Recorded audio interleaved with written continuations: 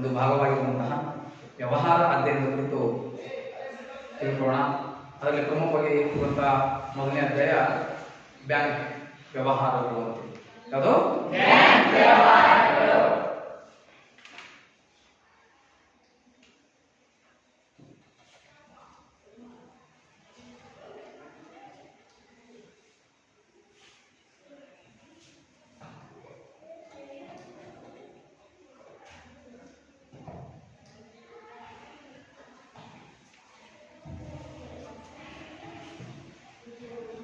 ಮಕ್ಕಳೇ, ಇವತ್ತಿನ ದಿನ ಈ ಒಂದು ಪಾಠದಲ್ಲಿ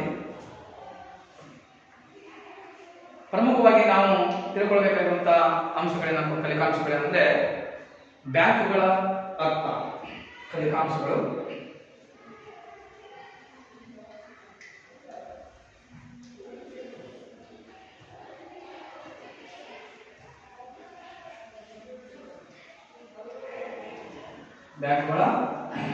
ಬ್ಯಾಂಕುಗಳ ಅರ್ಥ, ಹಾಗೆಯೇ ಎರಡನೇದಾಗಿ ಬ್ಯಾಂಕುಗಳ ಲಕ್ಷಣಗಳು,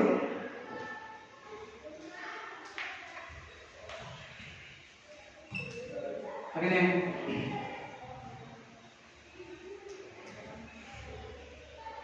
ಬ್ಯಾಂಕಿನ ಕಾರ್ಯಗಳು. ಈ ವಿಷಯಗಳ ಕುರಿತು ತಿಳ್ಕೊಳ್ಳೋಣ. ಆತ್ಮೀಯ ವಿದ್ಯಾರ್ಥಿಗಳೇ, ಈ ಪಾಠವನ್ನ ಪ್ರಾರಂಭಿಸೋಕ್ಕಿಂತ ಮೊದಲ ಒಂದು ಸಣ್ಣ ಕಥೆ ಹೇಳ್ತೀನಿ ನಿಮಗೆ. ಸುಹಾಸ್ ಎನ್ನುವಂತಹ ಒಬ್ಬ ವಿದ್ಯಾರ್ಥಿ, ಒಬ್ಬ ಮಗು ಶಾಲೆಗೆ ಹೋಗ್ತಾ ಇರ್ತಾನೆ. ಅತ್ಯಂತ ಕಡು ಬಡತನದೊಳಗೆ ಅವರ ಜೀವನ ಸಾಗ್ತಾ ಇರ್ತದ.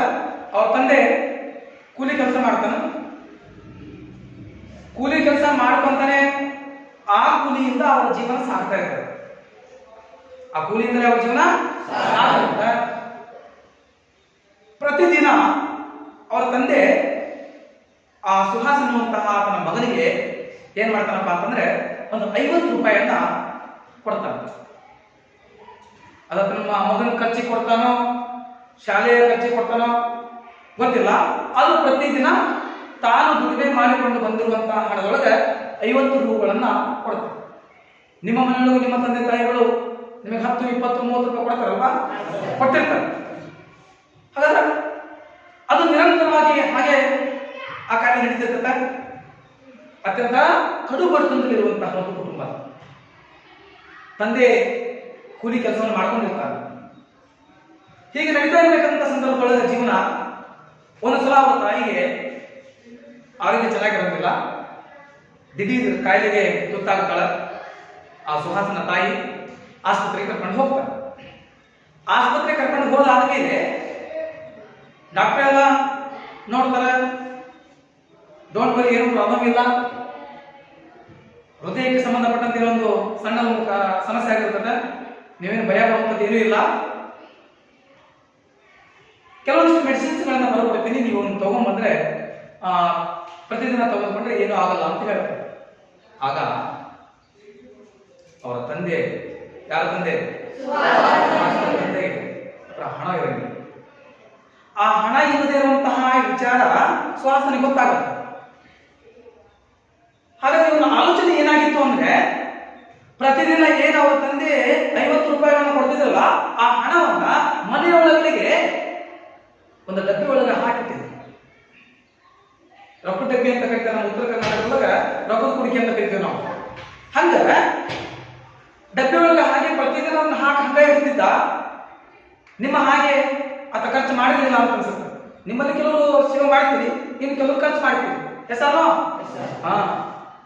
ಆದ್ರೆ ಆ ಮಗು ಆ ಡಬ್ಬಿ ಒಳಗೆ ಹಾಕಿರುವಂತ ಹಣವನ್ನ ತೆಗೆದುಕೊಂಡು ಬಂದು ಅವ್ರ ತಂದೆಯವ್ರಿಗೆ ಕೊಡ್ತಾರ, ಅಮ್ಮನಿಗೆ ಮೆಡಿಸಿನ್ಸ್ ತಗೊಂಡು ಬನ್ನಿ ಅಂತ. ನೋಡಿ, ಆ ಮಗು ಶೇಖರಿಸಿ ಇಟ್ಟಿರುವಂತಹ ಆ ಹಣ ಎಂತಹ ಕಷ್ಟದ ಸಂದರ್ಭದಲ್ಲಿ ಸಹಾಯ ಆಯಿತು. ಹೆಸರು ಹೌದಾ? ಹಾಗಾದ್ರೆ ಆ ಶೇಖರಿಸಿ ಇಟ್ಟಿರುವಂತಹ ಹಣ, ಕೂಡಿಟ್ಟಿರುವ ಹಣ ಕಷ್ಟದ ಕಾಲದಲ್ಲಿ ಅವರಿಗೆ ಏನಾಯ್ತು? ಸಹಾಯ ಆಯಿತು ಅಲ್ವಾ? ಯಾರು ಕೂಡಿಟ್ಟಿರುವಂತಹ ಹಣ? ಯಾರು ಕೊಟ್ಟಿದ್ರು ಅವನಿಗೆ? ಅವಪ್ಪ ಏನ್ ಮಾಡ್ತಿದ್ದ? ಕೆಲಸ ಮಾಡ್ತಿದ್ದ. ಕೂಲಿ ಕೆಲಸ ಮಾಡುವಂತಹ ಒಬ್ಬ ವ್ಯಕ್ತಿಯ ಮಗ ಹಣವನ್ನ ಕೂಡಿಟ್ಟು ಅದನ್ನ ಕಷ್ಟ ಕಾಲಕ್ಕೆ ಕೊಟ್ಟಿರುವಂಥದ್ದನ್ನ ನಾವು ಗಮನಿಸಿದರೆ ಮುಂದೆ ನಿಮ್ಮ ಜೀವನದಲ್ಲೂ ಸಹ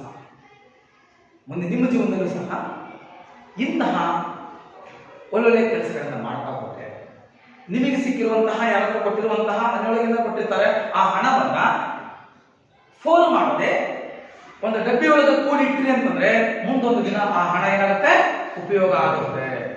ನಿಮಗೆ ಇನ್ನೊಂದು ಎಕ್ಸಾಂಪಲ್ ಕೊಡ್ತೀನಿ ನಾನು. ಗಡೆಗುಂಡಿ ಯಲ್ಲಾಪುರ ಅಂತ ಒಂದು ಶಾಲೆ ಇದೆ. ಹಾನಗಲ್ ತಾಲೂಕಿನಲ್ಲಿ ಒಂದು ಗಡೆಗುಂಡಿ ಯಲ್ಲಾಪುರ ಅಂತ ಶಾಲೆ ಇದೆ. Gadegundi Yallapura State Bank of Gadegundi Yallapura ಅಂತ ಬ್ಯಾಂಕಿನ ಹೆಸರು. State Bank of Gadegundi Yallapura. ನೋಡಿ, ಅದೊಂದು ಬ್ಯಾಂಕಿನ ತರ ಬ್ಯಾಂಕ್ ಇದೆ. ಅಲ್ಲಿ ವಿದ್ಯಾರ್ಥಿಗಳೇ ಮ್ಯಾನೇಜರು, ವಿದ್ಯಾರ್ಥಿಗಳೇ ಕ್ಯಾಶಿಯರು, ಅಲ್ಲಿರುವಂತಹ ಸಿಬ್ಬಂದಿಗಳೇ ವಿದ್ಯಾರ್ಥಿಗಳಾಗಿದ್ದಾರೆ. ಪ್ರತಿ ಗುರುವಾರ ನಿಮಗೆ ಬೇಕಾದ್ರೆ ಅದು ವಿಡಿಯೋಗಳನ್ನು ಒಂದ್ಸಲ ನಿಮಗೆ ಹಾಕಿ ತೋರಿಸ್ತೀನಿ. ಪ್ರತಿ ಗುರುವಾರ ಹಣವನ್ನ ಡಿಪಾಸಿಟ್ ಮಾಡಲಿಕ್ಕೆ ಅವಕಾಶ ಇದೆ. ಅದೇ ಗುರುವಾರ ಡಿಪಾಸಿಟ್ ಹಣವನ್ನ ತೆಗೆದುಕೋ ಅವಕಾಶ ಇದೆ. ಆ ಶಾಲೆಯ ಮುಖ್ಯೋಪಾಧ್ಯಾಯರಾಗಿರುವಂತಹ ಜಗದೀಶ್ ಗುಳಿಯವರು ಅದೊಂದು ವಿನೂತನ ಮಾದರಿಯಲ್ಲಿ ಬ್ಯಾಂಕ್ ಅನ್ನ ಮಾಡಿಸಿದ್ದಾರೆ. ಹಾನಗಲ್ ತಾಲೂಕಿನ ಮಾನ್ಯ ತಹಸೀಲ್ದಾರ್ ಸಹ ಆ ಒಂದು ಶಾಲೆಗೆ ಭೇಟಿ ಕೊಟ್ಟು ಬಹಳಷ್ಟು ಪ್ರಶಂಸನೀಯವಂತಹ ಮಾತುಗಳನ್ನ ಆಡಿರುವಂತದನ್ನ ನೋಡ್ತಾ ಹೋಗ್ತೀವಿ. ಈ ಬ್ಯಾಂಕಿನ ಪರಿಕಲ್ಪನೆಯನ್ನು ಮಾಡಿಕೊಟ್ಟಂತವರು ಕುಮಾರೇಶ್ವರ BEd ಕಾಲೇಜಿನ ಸಹಾಯಕ ಪ್ರಾಧ್ಯಾಪಕರಾಗಿರುವಂತಹ ರಾಘವೇಂದ್ರ ಮಾಡಳ್ಳಿ ಸರ್ ಅವರು ಅದನ್ನ ಮಾಡಿದ್ದಾರೆ. ಅದಕ್ಕೆ ರೂಪರೇಷೆಗಳನ್ನು ಕೊಟ್ಟಿದ್ದಾರೆ. ಅದಕ್ಕೆ ಅವರದೇ ಆದಂತಹ ಚೆಕ್ ಬುಕ್ ಇದೆ, ಬ್ಯಾಂಕ್ ಪಾಸ್ಬುಕ್ಗಳಿದಾವೆ, ಬ್ಯಾಂಕಿನ ಲೆಕ್ಕಪತ್ರಗಳನ್ನು ಬರೆಯುವಂತಹ ಲೆಡ್ಜರ್ಗಳು ಇದಾವೆ. ಬಹಳ ಸಿಸ್ಟಮ್ ಅಲ್ಲಿ ಮಾಡಿದ್ದಾರೆ. ನಾನು ಸರಿ ಆ ಶಾಲೆಗೆ ಹೋದಂತ ಸಂದರ್ಭದೊಳಗ ಅಲ್ಲಿ ಹೆಡ್ ಮಾಸ್ಟರ್ ಹೇಳಿದ್ರು, ಮುಖ್ಯೋಪಾಧ್ಯಾಯರು ಹೇಳಿದ್ರು, ಈ ನಮ್ಮ ಶಾಲೆಯೊಳಗ ಕೇವಲ 1.5 ವರ್ಷ ಆಯಿತು ಬ್ಯಾಂಕ್ ಅನ್ನು ಪ್ರಾರಂಭ ಮಾಡಿ, ದುಡ್ಡು ಎಷ್ಟು ಜಮ ಆಗಿದೆ ಗೊತ್ತಾ ಅಂತ ನನಗೆ ಹೇಳಿದ್ರು. ಮಕ್ಕಳಿಗೆ ಅವ್ರ ಅಜ್ಜ ಅಜ್ಜಿ ತಂದೆ ತಾಯಿ ಕೊಟ್ಟಿರುವಂತದ್ದನ್ನ ಹಾಗೆ ಇಟ್ಕೊಂಡು ಬಂದು ಹಾಕಿರುವಂತದ್ದು 29,260 ರೂಪಾಯಿ ಹಣ ಜಮ ಆಗಿದೆ ಎಲ್ಲಾ ಮಕ್ಕಳಿಂದ. ಎಷ್ಟೋ 29,260 ರೂಪಾಯಿಗಳನ್ನ ಜಮಾ ಮಾಡುವಂತದ್ದೈತಲ್ಲ, ಆ ಮಕ್ಕಳಲ್ಲಿ ಏನ್ ಬಂತು ಅಂತಂದ್ರೆ ಉಳಿತಾಯ ಮಾಡ್ಬೇಕಲ್ವಾ ಜೀವನದಲ್ಲಿ ಅಂತ. ಆ ಮಕ್ಕಳಲ್ಲಿ ಏನ್ ಬಂತು ಆಲೋಚನೆ, ಉಳಿತಾಯ ಮಾಡಬೇಕು ಅಂತ. ಹಾಗೆ ಖರ್ಚು ಮಾಡಿದ್ರೆ ಹೋಗ್ಬಿಡುತ್ತಲ್ಲ, ಅದು ಉಳಿತಾಯ ಮಾಡಿಡೋಣ ಅನ್ನುವಂತ ಆ ಕಾನ್ಸೆಪ್ಟ್ ಬಂದಿದೆಯಲ್ಲ, ಅದು ಬಹಳಷ್ಟು ಖುಷಿ ಪಡುವಂತ ವಿಚಾರ, ಹೌದಲ್ವಾ? ಹಾಗೆಯೇ ಈ ಬ್ಯಾಂಕ್ ಎನ್ನುವಂತ ಪರಿಕಲ್ಪನೆ ಹೇಗೆ ಬಂತು? ಯುರೋಪ್ ದೇಶಗಳಲ್ಲಿ ಜೂಜಾಟವನ್ನು ಆಡ್ತಾರೆ. ಜೂಜಾಟ ಆಡ್ತಾರೆ. ಎಲ್ಲರೂ ಹಣವನ್ನ ಒಂದೆಡೆ ಕೂಡಿಸ್ಬಿಟ್ಟು ಒಂದ್ ಕಡೆ ಇಡ್ತಾರೆ. ಇಟ್ಟಾದ ಮೇಲೆ ಒಂದೆಡೆ ಶೇಖರಣೆ ಮಾಡಿರ್ತಾರೆ. ಹೆಚ್ಚು ಕಮ್ಮಿ 10-20 ಸಾವಿರ ರೂಪಾಯಿ ಹಿಂಗೆ ಚಾಲೆಂಜ್ ಕಟ್ಕೊಂಡಿರ್ತಾರೆ, ಜೂಜಾಡಿಗೆ ತಿಳ್ಕೊಂಡಿರ್ತಾರೆ, ಆ ಹಣವನ್ನ ಕೂಡಿರ್ತಾರೆ. ಯಾರು ಕೊನೆಯ ಹಂತದಲ್ಲಿ ಜಯಶಾಲಿಗಳಾಗ್ತಾರೋ ಆ ಹಣವನ್ನ ಆ ವ್ಯಕ್ತಿಗೆ ಕೊಡ್ತಾರೆ. ಹಾಗಾದ್ರೆ ಕೊಡಬೇಕಾದಾಗ ತಗೊಂಡು ಬಂದು ಹಿಂಗ ಕೊಡಂಗಿಲ್ಲ, ಒಂದತ್ರ ಕುತ್ಕೊಳ್ತಾರ ಟೇಬಲ್ ಮೇಲೆಗಳಿಗೆ. ಕೊಡುವವ ಮತ್ತು ತೆಗೆದುಕೊಳ್ಳುವವ ಇದರ ಮಾತ್ರ ಕುತ್ಕೊಂಡಿರ್ತಾರೆ ಒಂದು ಟೇಬಲ್ ಮೇಲೆಗಡೆ, ಬೆಂಚ್ ಮೇಲೆಗಡೆ. ಆ ಬೆಂಚ್ ಮೇಲೆ ಕೊಡ್ತಾರಲ್ಲ, ಹಣವನ್ನ ವಿನಿಮಯ ಮಾಡಿಕೊಳ್ಳುವ ಸ್ಥಳ ಅಂತಲ್ಲ, ಅದು ಬ್ಯಾಂಕ್ ಆಗಿ ಪರಿವರ್ತನೆ ಆಗುತ್ತೆ. ಮಕ್ಕಳೇ, ನೀವು ಸಹ ನಿಮ್ಮ ಮನೆಯೊಳಗೆ ಈ ರೀತಿಯಾದಂತಹ ಹಣವನ್ನ ಏನಾದರೂ ಕೊಟ್ಟಿದ್ರೆ ಅದನ್ನ ಕೂಡಿಡಲಿಕ್ಕೆ, ಉಳಿತಾಯ ಮಾಡಲಿಕ್ಕೆ ಪ್ರಯತ್ನ ಮಾಡ್ತೀರಾ? ಹಾಗಾದ್ರೆ ಸುಹಾಸನ ತಾಯಿ ಉಳಿದಿದ್ದು ಯಾರಿಂದ? ಸುಹಾಸನ ಡಾಕ್ಟರ್ ಅಲ್ಲ, ಆತನ ಕೂಡಿಟ್ಟಿರುವಂತಹ ಹಣದಿಂದ ಆತನ ತಾಯಿಗೆ ಆರೋಗ್ಯಕ್ಕೆ ಬೇಕಾಗಿರುವಂತಹ ಮೆಡಿಸಿನ್ಸ್ ತಗೊಳ್ಳಿಕ್ಕೆ ಸಾಧ್ಯತೆ ಆಗುತ್ತೆ. ಓಕೆ, ಗೊತ್ತಾಗ್ತದೆ ಕತೆ? ಆದ್ರೆ ಏನ್ ಮಾಡ್ಬೇಕು? ನೀವು ಸಹ ಹಣವನ್ನು ಉಳಿತಾಯ ಮಾಡುತ್ತೀರಾ? ಹಣವನ್ನು ಉಳಿತಾಯ ಎಲ್ಲಿ ಮಾಡ್ತೀರಿ? ನೀವು ಎಲ್ಲಿ ಮಾಡ್ತೀರಿ? ತಗೊಂಡು ಇವಾಗ ಏನಿದಾವೆ? ಬ್ಯಾಂಕ್ಗಳಿದಾವೆ. ನೀವೆಲ್ಲರೂ ಸಹ ಒಂದೊಂದು ಅಕೌಂಟ್ಗಳಿದಾವೆ. ಇದಾವಲ್ಲ? ಓಕೆ. ಹಾಗಾದ್ರೆ ಒಂದು ವಿಚಾರ ತಾವು ನೆನಪಿರಲಿ. ಸುಮಾರು 200 ವರ್ಷಗಳ ಹಿಂದೆನೆ ಬ್ಯಾಂಕಿನ ಪರಿಕಲ್ಪನೆ ಕಂಡು ಬಂದಿರುವಂಥದ್ದು. 200 ವರ್ಷಗಳ ಹಿಂದೆಯೇ ಬ್ಯಾಂಕ್ ಅನ್ನುವಂತಹ ಅಂಶ ಕಂಡು ಬಂದಿರುವಂಥದ್ದು. ಆದರೆ ಬ್ಯಾಂಕ್ ಎಂಬ ಪದ, ಈ ಬ್ಯಾಂಕ್ ಎಂಬುವ ಪದ ಹಣಕಾಸಿನ ವ್ಯವಹಾರಕ್ಕೆ ಸಂಬಂಧಪಟ್ಟಿರುವಂಥದ್ದು. ಬ್ಯಾಂಕ್ ಎಂಬುವ ಪದ ಹಣಕಾಸಿನ ವ್ಯವಹಾರಕ್ಕೆ ಸಂಬಂಧಪಟ್ಟಿರುವಂಥದ್ದು. ನೀವೆಲ್ಲರೂ ಬ್ಯಾಂಕ್ಗಳಿಗೆ ಹೋಗಿ, ಬ್ಯಾಂಕಲ್ಲಿ ಏನು ವ್ಯವಹಾರ ನಡೀತವೆ? ಹಣ ವ್ಯವಹಾರ. ಹೌದಾ? ಹಣದ ವ್ಯವಹಾರ ನಡೀತದೆ. ಅಲ್ಲಿಂದ ಯಾವುದೋ ವಸ್ತುಗಳ ವ್ಯವಹಾರ ನಡೀತಿದ? ಇಲ್ಲ. ಬಂಗಾರದಲ್ಲಿ ಮಾರಾಟ ಮಾಡ್ತಾರ? ಇಲ್ಲ. ಏನಿದೆ ವ್ಯವಹಾರ? ಇದು ಈ ಬ್ಯಾಂಕಿಂಗ್ ಕಂಪನಿ ಒಂದು ಹಣಕಾಸಿನ ಸಂಸ್ಥೆಯಾಗಿದೆ. ಬ್ಯಾಂಕಿಂಗ್ ಕಂಪನಿ ಒಂದು ಹಣಕಾಸಿನ ಸಂಸ್ಥೆಯಾಗಿದೆ. ಈ ಬ್ಯಾಂಕಿಂಗ್ ಕಂಪನಿ ಸಾರ್ವಜನಿಕರಿಂದ ಸ್ವೀಕರಿಸುವ ಠೇವಣಿಗಳನ್ನು, ಸಾರ್ವಜನಿಕರಿಂದ ಸ್ವೀಕರಿಸುವಂತಹ ಠೇವಣಿಗಳನ್ನ ಸ್ವೀಕರಿಸಿ ಅದಕ್ಕೆ ಭದ್ರತೆಯನ್ನು ಒದಗಿಸುವಂತಹ ಕಾರ್ಯವನ್ನ ಬ್ಯಾಂಕ್ ಮಾಡ್ತದೆ. ಅಷ್ಟೇ ಅಲ್ಲದೆ ಯಾವ ವ್ಯಕ್ತಿ, ಫಾರ್ ಎಕ್ಸಾಂಪಲ್ ನೀವೀಗ ನಿಮ್ಮ ಕಡೆ 1 ಲಕ್ಷ ರೂಪಾಯಿ ದುಡ್ಡಿದೆ ಅಂತ ಹೇಳ್ಕೊಳ್ಳಿ. ಆ ಹಣವನ್ನು ತೆಗೆದುಕೊಂಡು ಎಲ್ಲಿ ಹೋಗ್ತೀರಿ? ನೀವು ಬ್ಯಾಂಕಿಗೆ ಹೋಗ್ತೀರಿ, ಎಲ್ಲ ಸ್ಲಿಪ್ ಅನ್ನು ತುಂಬಿಕೊಂಡು ಹೋಗ್ತೀರಿ. ಹಾಗಾದ್ರೆ ನಿಮ್ಮ ಹಣಕ್ಕೆ ಭದ್ರತೆ ಯಾರು? ನಿಮ್ಮ ಅಕೌಂಟ್ ಅಲ್ಲ, ನಿಮ್ಮ ಭದ್ರತೆ ಯಾರು? ಬ್ಯಾಂಕ್. ಹಾಗಾದ್ರೆ ನೀವು ದುಡ್ಡನ್ನು ಇಟ್ಟು ಬಂದಿರ್ತೀರಿ, ನಿಮಗೆ ಯಾವಾಗ ಬೇಕೋ ಅವತ್ತು ಹೋದ ತಕ್ಷಣ ನಿಮಗೆ ಬ್ಯಾಂಕ್ ಹಣ ಬಿಡಿಸಿಕೊಡ್ತಾರ? ಕೊಡಲ್ವಾ? ಯಾವಾಗ ಬೇಕೋ ನೀವು ಇಟ್ಟಿರುವಂತಹ ಹಣವನ್ನ ನೀವು ಯಾವಾಗ ಬೇಕೋ ಪಡ್ಕೊಳ್ಬಹುದು. ಒಂದು ವೇಳೆ ನೀವು ಪಡ್ಕೊಳ್ಳಿಲ್ಲಪ್ಪ, ಹಾಗೆ ಇಟ್ಟಿರಿ ಅಂತಂದ್ರೆ ಅದಕ್ಕೆ ನಿರ್ದಿಷ್ಟಪಡಿಸಿದ ಬಡ್ಡಿಯನ್ನ ಅದಕ್ಕೆ ಹಾಕಿ ನಿಮಗೆ ಕೊಡ್ತಾರೆ. ಹಾಗಾದ್ರೆ ಸರಿ, ನೀವು ಹಣವನ್ನು ಕೊಟ್ಟಿದ್ದೀರಿ, ಅದಕ್ಕೆ ಬ್ಯಾಂಕ್ ಇಟ್ಟು ಬಂದಿರಿ, ಠೇವಣಿ ಮಾಡಿ ಇಟ್ಟು ಬಂದಿದ್ದೀರಿ. ಹಾಗಾದ್ರೆ ಆ ಬ್ಯಾಂಕ್ ಆ ಹಣವನ್ನ ಬ್ಯಾಂಕ್ ಏನ್ ಮಾಡ್ತಾರ? ಅಲ್ಲೇ ಇಟ್ಕೊಂಡು ಕಾಯ್ಕೊಂತ ಬಂದಿರ್ತಾರೆ. ಅಲ್ಲಿ ನೀವು ಕೊಟ್ಟಿರೋ ಬ್ಯಾಂಕ್ ಮತ್ತೆ ಭದ್ರತೆ ಬೇಕಲ್ಲ. ಹಾಗಾದ್ರೆ ಬ್ಯಾಂಕ್ ಕೆಲಸ ಏನು? ಹಣ ಇಟ್ಕೊಳ್ಳೋದಲ್ವಾ? ಹಣ ಕೊಡೋದು. ಎಸ್, ನೀವು ಇಟ್ಟು ಬಂದಿರ್ತೀರಿ, ಅದನ್ನ ಕೊಡೋದು ಅಷ್ಟೇ ಅಲ್ವಾ? ಹಾಗಾದ್ರೆ ನೀವು ಇಟ್ಟಿರೋ ಹಣವನ್ನ ಅಲ್ಲೇ ಕಾಯ್ಕೊಂತ ಬಂದಿರ್ತಾರೆ. ಇಲ್ವಾ? ಏನ್ ಮಾಡ್ತಾರ? ಬಡ್ಡಿನೂ ಕೊಡ್ತಾರೆ. ಸರಿ, ನಿಮ್ಮ ದುಡ್ಡು ಅಲ್ಲೇ ಇಟ್ಕೊಂಡು ಬಡ್ಡಿ ಕೊಡ್ತಾರಲ್ವಾ? ಏನ್ ಮಾಡ್ತಾರ? ಬೇರೆಯವರಿಗೆ ಬಡ್ಡಿ ಕೊಡಂಗಿಲ್ಲ, ಬೇರೆಯವರಿಗೆ ಸಾಲದ ರೂಪದಲ್ಲಿ ಕೊಡ್ತಾರೆ. ಬೇರೆಯವರಿಗೆ ಸಾಲದ ರೂಪದಲ್ಲಿ ಕೊಡ್ತಾರೆ. ಯಾರಿಗೆ ಕೊಡ್ತಾರಪ್ಪ ಅಂದ್ರೆ ಸಮಾಜದ ಅಭಿವೃದ್ಧಿಯ ಘಟಕಗಳಾಗಿರುವಂತಹ, ಸಮಾಜದ ಅಭಿವೃದ್ಧಿಯ ಘಟಕಗಳಾಗಿರುವಂತಹ ವ್ಯವಸಾಯ, ಕೃಷಿ, ವ್ಯಾಪಾರ ಮುಂತಾದ ಅಭಿವೃದ್ಧಿ ಕಾರ್ಯಗಳಿಗೆ ಅವಶ್ಯವಿದ್ದಾಗ ಸಾಲದ ರೂಪದಲ್ಲಿ ಆ ಅಭಿವೃದ್ಧಿ ಘಟಕಗಳಿಗೆ ಏನ್ ಮಾಡ್ತಾರ? ಸಾಲವನ್ನ ಕೊಡುವಂತ ಕೆಲಸವನ್ನ ಬ್ಯಾಂಕ್ಗಳು ಮಾಡ್ತಾರೆ. ಹಾಗಾಗಿ ಈ ಸಾಲ ಕೊಡ್ತಾರೆ, ಸರಿ ಒಪ್ಪಿಕೊಳ್ಳೋಣ. ಸಾಲ ಕೊಟ್ಟಾದ ಮೇಲೆ ಮುಂದೆ ಏನ್ ಮಾಡ್ತಾವ? ಆ ಕೊಟ್ಟಿರುವಂತಹ ಸಾಲಕ್ಕೆ ಬಡ್ಡಿ ರೂಪದಲ್ಲಿ ಹಣವನ್ನ ಪಡೆದುಕೊಳ್ತಾರೆ. ಬಡ್ಡಿ ರೂಪದಲ್ಲಿ ಹಣವನ್ನ ಪಡೆದುಕೊಳ್ಳುವಂತಹ ಕೆಲಸವನ್ನ ಈ ಬ್ಯಾಂಕ್ಗಳು ಮಾಡ್ತಾ ಹೋಗ್ತಾವೆ. ಹಾಗಾದ್ರೆ ಮಕ್ಕಳೇ, ಇವತ್ತಿನ ಅವಧಿಯೊಳಗೆ ನಾವು ತಿಳ್ಕೊಳ್ಬೇಕಾಗಿದೆ ಏನಪ್ಪಾ ಅಂತಂದ್ರೆ ಬ್ಯಾಂಕುಗಳ ಅರ್ಥ, ಬ್ಯಾಂಕುಗಳ ಲಕ್ಷಣಗಳು ಮತ್ತು ಬ್ಯಾಂಕಿನ ಕಾರ್ಯಗಳು ಅನ್ನೋದನ್ನ ನಾವು ನೋಡೋಣ. ಈಗ ಮೊದಲಿಗೆ ಬ್ಯಾಂಕ್ ಎಂದರೇನು ಅನ್ನೋದನ್ನ ನೋಡೋಣ. ಬ್ಯಾಂಕಿನ ಅರ್ಥ. ಹಾಗಾದ್ರೆ ಈ ಬ್ಯಾಂಕ್ ಎನ್ನುವ ಪದ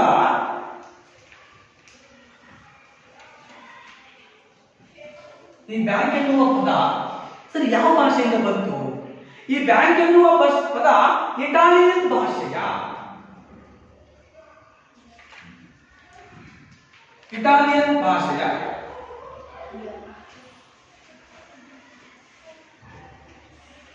ಬ್ಯಾಂಕೋ ಎಂಬ ಪದದಿಂದ ಬಂದಿದೆ. ಇಟಾಲಿಯನ್ ಭಾಷೆಯ ಬ್ಯಾಂಕೋ ಎಂಬ ಪದದಿಂದ ಬಂದಿದೆ ಎನ್ನುವಂಥದ್ದು. ಹಾಗಾದ್ರೆ ಬ್ಯಾಂಕೋ ಎಂಬ ಪದ ಹಾಗಾದ್ರೆ ಫ್ರೆಂಚ್ ಭಾಷೆಗೆ ಸಂಬಂಧಪಟ್ಟಂತೆ ನೋಡಿದ್ರೆ ಫ್ರೆಂಚ್ನಲ್ಲಿ ಎಂತಂದ್ರು ಬ್ಯಾಂಕ್, ಫ್ರೆಂಚ್ನಲ್ಲಿ ಎಂತಂದ್ರು ಬ್ಯಾಂಕ್, ಫ್ರೆಂಚ್ ಭಾಷೆಯಲ್ಲಿ ಬ್ಯಾಂಕ್. ಹಾಗಾದ್ರೆ ಇಟಾಲಿಯನ್ ಭಾಷೆಯಲ್ಲಿ ಬ್ಯಾಂಕೋ, ಫ್ರೆಂಚ್ನಲ್ಲಿ ಬ್ಯಾಂಕ್. ಹಾಗಾದ್ರೆ ಈಗ ನಾನು ಬಂದಿರುವಂತ ಈ ಬ್ಯಾಂಕ್ ಎನ್ನುವಂಥದ್ದು ಫ್ರೆಂಚ್ ಭಾಷೆಯಿಂದ ಬಂದಿರುವಂತ ಅನ್ಬೋದಾ? ಹಾಗಾದ್ರೆ ಬ್ಯಾಂಕ್ ಅಂದ್ರೆ ಏನು? ಹಾಗಾದ್ರೆ ಬ್ಯಾಂಕ್ ಅಂದ್ರೆ ಏನು? ಇವುಗಳ ಅರ್ಥ ಏನಪ್ಪಾ ಅಂದ್ರೆ ಹಣವನ್ನು ವಿನಿಮಯ ಮಾಡಿಕೊಳ್ಳುವ,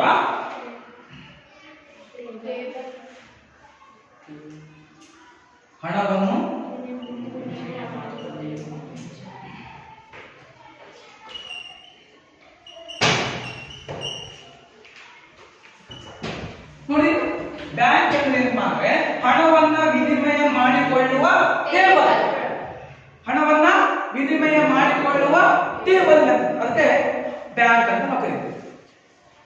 ಈಗ ಫಾರ್ ಎಕ್ಸಾಂಪಲ್ ನಾನು ಬ್ಯಾಂಕ್ ಕ್ಯಾಶಿಯರ್ ಅಂತ ಅನ್ಕೊಳ್ಳಿ, ಇಲ್ಲೊಂದು ಟೇಬಲ್ ಇದೆ, ಇಮ್ಯಾಜಿನ್ ಮಾಡ್ಕೊಳ್ಳಿ, ಇಲ್ಲೊಂದು ಟೇಬಲ್ ಇದೆ. ಎಸ್, ಹಾಗಾದ್ರೆ ಒಂದು ಮಗು ಬಾಯಿ ನೀನ್ ಬಾ, ನೀನ್ ಬಾ. ಇಲ್ಲೊಂದು ಏನಿದೆ ಅಂತ ತಿಳ್ಕೊಳ್ರಿ, ಟೇಬಲ್ ಇದೆ ಅಂತ ತಿಳ್ಕೊಳ್ಳಿ. ಈ ಕಡೆ ಬಾ. ಓಕೆ, ಟೇಬಲ್ ಇದೆಯಾ? ನೀನ್ ಬಾ. ಸರಿ, ಟೇಬಲ್ ಇದೆ ಅಂತ ತಿಳ್ಕೊಳ್ಳಿ ಇಲ್ಲಿ. ಹಾಗಾದ್ರೆ ಮುಂದೆ ಬಾ. ಈಗ ಇಲ್ಲಿ ನನ್ನ ಕಡೆ ಏನಿದೆ? ಹಣ ಇದೆ. ಎಸ್, ಹಣ ಇದೆಯಾ? ಓಕೆ, ನಾನು ಯಾರು? ಕ್ಯಾಶಿಯರ್. ಇಲ್ಲೊಂದು ಏನಿದೆ? ಈಗ ಇವನು ದುಡ್ಡು ಕೇಳಬೇಕಂತ ಬಂದಿದ್ದಾನೆ, ತನ್ನ ಅಕೌಂಟ್ ಇಂದ ದುಡ್ಡು ತೆಗಿಲಿಕ್ಕೆ ಬಂದಿದ್ದಾನೆ, ಎಲ್ಲ ಪ್ರೊಸೆಸಿಂಗ್ ಮುಗಿದಿದೆ. ನಾನು ಏನ್ ಮಾಡ್ತೀನಿ, ನನ್ನಲ್ಲಿರುವ ಅಂದ್ರೆ ಅವನ ಅಕೌಂಟ್ ಅಲ್ಲಿ ಇರುವಂತಹ ಹಣವನ್ನ ನಾನು ಅವನಿಗೆ ಕೊಡ್ತಾ ಇದ್ದೇನೆ. ಇದೇನು? ವಿನಿಮಯ, ನನ್ನಿಂದ ಇವನಿಗೆ. ಸರಿ, ಓಕೆ. ಈಗ ಅವನು ಬ್ಯಾಂಕಿಂಗ್ ಬಂದಿದ್ದಾನೆ, ಇಲ್ಲೇನಿದೆ? ಏನಿದೆ? ಇಮ್ಯಾಜಿನ್ ಮಾಡ್ಕೊಳ್ಬೇಕು. ಹಾಗೆ ಟೇಬಲ್ ಇದೆ, ಆತ ಬ್ಯಾಂಕಿಗೆ ತನ್ನ ಅಕೌಂಟ್ಗೆ ಹಣವನ್ನ ಠೇವಣಿಯಾಗಿ ಇಡ್ಲಿಕ್ಕೆ ಬಂದಿದ್ದಾನೆ. ಈಗ ಅವನ ಕೈಯಲ್ಲಿ ಆ ಬ್ಯಾಂಕಿನ ಸ್ಲಿಪ್ಗಳನ್ನ ತುಂಬುತ್ತಾನೆ, ಠೇವಣಿ ಸ್ಲಿಪ್ ಮಾಡ್ಲಿಕ್ಕೆ ಸ್ಲಿಪ್ ತುಂಬುತ್ತಾನೆ, ಜಮಾ ಮಾಡುವ ಸ್ಲಿಪ್ ಅನ್ನು ತುಂಬುತ್ತಾನೆ, ತುಂಬಿಕೊಂಡು ನನ್ನ ಕೈಯಲ್ಲಿ ಕೊಡ್ತಾನೆ. ಹೌದಾ? ಹಾಗಾದ್ರೆ ಟೇಬಲ್ ಮೇಲೆ ಇಡ್ತಾನೆ, ನಾನು ಅದೇನ್ ಮಾಡ್ತೀನಿ? ಟೇಬಲ್ ಮೇಲೆ ಇಡ್ತಾನೆ, ನಾನು ತಗೊಳ್ತೀನಿ. ಹಾಗಾದ್ರೆ ನನ್ನಿಂದ ಇವನಿಗೆ, ಇವನಿಂದ ಬ್ಯಾಂಕಿಗೆ ಈ ಹಣವನ್ನ ವಿನಿಮಯ ಮಾಡಿಕೊಳ್ಳುವಂತದಕ್ಕೆ ಇಲ್ಲೇನ್ ಟೇಬಲ್ ಐತಲ್ಲ, ಇದುವೇ ಬ್ಯಾಂಕ್ ಅಂತ ಕರೀತೀವಿ. ಹಣವನ್ನ ವಿನಿಮಯ ಮಾಡಿಕೊಳ್ಳುವ ಒಂದು ಟೇಬಲ್ಗೆ ಬ್ಯಾಂಕ್ ಅಂತ ಕರೀತೀವಿ. ನೀವೆಲ್ಲರೂ ಬ್ಯಾಂಕಿಗೆ ಹೋಗಿದ್ದೀರಲ್ವಾ? ಹೋಗಿದ್ದೀರಿ. ಆ ಬ್ಯಾಂಕ್ ನೊಳಗೆ ನೋಡ್ಕೊಳ್ರಿ, ಕ್ಯಾಶಿಯರ್ ಅಂತ ಇರ್ತಾರೆ ಗೊತ್ತಾ, ಮ್ಯಾನೇಜರ್ ಇರ್ತಾರೆ, ಇಲ್ಲಿ ಕಂಪ್ಯೂಟರ್ ಆಪರೇಟರ್ ಇರ್ತಾರೆ, ಎಲ್ಲ ತುಂಬಾ ವರ್ಕರ್ಸ್ ಗಳು ಇರ್ತಾರೆ ಬ್ಯಾಂಕ್ ನಲ್ಲಿ. ಆ ಕ್ಯಾಶಿಯರ್ ಹತ್ರ ನೀವು ಡೈರೆಕ್ಟ್ ಕ್ಯಾಶಿಯರ್ ಹಿಂದೆ ನಿಂತ್ಕೊಂಡಿದ್ರೆ ಕ್ಯಾಶಿಯರ್ ದುಡ್ಡಿರ್ತಾನ ನೋಡು, ದೊಡ್ಡ ಜಾಲರಿ ಇಟ್ಟಿರ್ತಾರೆ, ಒಂಥರ ಜೈಲೊಳಗೆ ಇದ್ದಾಗ ತಗೋತಾ, ಅವ್ರ ಒಳಗಡೆ ಇರ್ತಾರೆ. ಯಾಕಪ್ಪ ಅಂದ್ರೆ ಹಣದ ಸೇಫ್ಟಿಗೋಸ್ಕರ, ಅವರ ಸೇಫ್ಟಿಗಲ್ಲ, ಹಣದ ಸೇಫ್ಟಿಗೋಸ್ಕರ ಅವೆಲ್ಲವನ್ನು ಹಾಕಿರ್ತಾರೆ. ಅಲ್ಲಿ ಏನಿರುತ್ತೆ? ಟೇಬಲ್ ಇರ್ತದೆ, ಕಟ್ಟಿಗೆದೊಂದು ಇದು ಫ್ಲಾಟ್ ಆಗಿದೆ ನೋಡಿದ, ಅಲ್ಲಿ ಹೋಗಿ ನಾವು ಇಡ್ತೀವಿ, ಅವ್ರು ತಗೊಂತಾರ. ಹೌದಾ? ದುಡ್ಡು ತುಂಬಾ ಕೆಟ್ಟಪ್ಪ ತಗೊಂಡು ಕೈಯಲ್ಲಿ ಕೊಡಕ್ ಬರಂಗಿಲ್ಲ, ಕೊಡ್ತಾರ? ಹೀಗೆ ಬ್ಯಾಂಕ್ ಎನ್ನುವ ಅರ್ಥ ಏನಪ್ಪ ಅಂತಂದ್ರೆ ಹಣವನ್ನ ವಿನಿಮಯ ಮಾಡಿಕೊಳ್ಳುವ ಒಂದು ಟೇಬಲ್. ಹಣವನ್ನ ವಿನಿಮಯ ಮಾಡಿಕೊಳ್ಳುವ ಟೇಬಲ್. ಟೇಬಲ್ ಗೊತ್ತಾಯ್ತಾ? ಬ್ಯಾಂಕಿನ ಅರ್ಥ ಗೊತ್ತಾಯ್ತಾ? ಓಕೆ. ಮುಂದೆ ನೀವು ಸಹ ಬ್ಯಾಂಕ್ ಹೋಗುವಂತ ಸಂದರ್ಭದೊಳಗೆ ಗೊತ್ತಾಗುತ್ತೆ ನಿಮಗೆ ಏನು ಯಾವ ರೀತಿಯಾದಂತಹ ಬ್ಯಾಂಕಿನ ವ್ಯವಹಾರಗಳು ನಡೀತವು ಅನ್ನುವಂಥದ್ದನ್ನ. ಬ್ಯಾಂಕಿಂಗ್ ಕಂಪನಿಯ ಹಣಕಾಸಿನ ವ್ಯವಹಾರ ಅಂದ್ರೆ ಏನಪ್ಪಾ? ಹಣವನ್ನ ತನ್ನಲ್ಲಿ ಇಡುವಂತಾಗಿರ್ತದೆ. ಬ್ಯಾಂಕಿಂಗ್ ಕಂಪನಿ ಇದೊಂದು ಕಂಪನಿ, ಬ್ಯಾಂಕ್ ಅನ್ನುವಂಥದ್ದು ಕಂಪನಿ, ಬ್ಯಾಂಕ್ ಅನ್ನುವಂಥದ್ದು ಕಂಪನಿ, ಅದು ಸರ್ಕಾರಿ ಕಂಪನಿ, ಸರ್ಕಾರದ ಒಡೆತನದಲ್ಲಿ ಇರ್ತಾವ ಕೆಲವು, ಇನ್ನು ಸರ್ಕಾರಿ ಪ್ರೈವೇಟ್ ಬ್ಯಾಂಕ್ಗಳು ಇರ್ತಾವೆ. ಹೌದಾ? ಇರ್ತಾವ, ಕೇಳಿಲ್ವಾ? ಹಾಗಾದ್ರೆ ಇವುಗಳ ಕೆಲಸ ಏನು? ಈ ಬ್ಯಾಂಕಿನ ಕೆಲಸ ಏನಪ್ಪಾ? ಅವು ಏನು ವ್ಯವಹಾರ ಮಾಡುತ್ತವು? ಅವು ಹಣಕಾಸಿನ ವ್ಯವಹಾರವನ್ನು ಬಿಟ್ಟು ಬೇರೆ ಯಾವುದನ್ನು ಮಾಡುವುದಿಲ್ಲ. ಹಣಕಾಸಿನ ವ್ಯವಹಾರವನ್ನು ಬಿಟ್ಟು ಯಾವ ವ್ಯವಹಾರವನ್ನು ಮಾಡುವುದಿಲ್ಲ.